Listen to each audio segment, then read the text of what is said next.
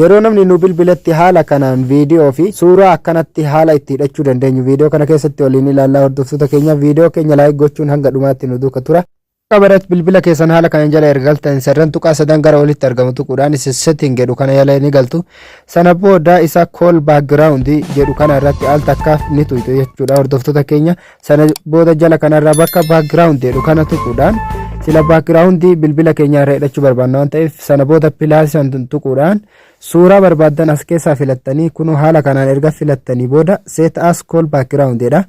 Haala kanaan background suuraa keessan hidhachuu ni dandeettu jechuudha hordoftoota keenya. Ammas bakka background jedhu kana tuquudhaan bakka pilaasii kana erga tuqxanii booda viidiyoo irratti hidhachuu barbaadan irratti tuquudhaan viidiyoon keessan amma dheeraadha isiniin jedha yookaan viidiyoo keessan muraatii sakandii 15 tti deebisaa isiniin jedha yookaan 15 gaditti deebisaa jedha jechuudha hordoftoota keenya. Amma viidiyoo haala kanaan irraa murraa jechuudha sakandii 15 fi 15 gaditti haala kanaan erga deebisnee irraa murree sana booda use video sound as ringitan jedha.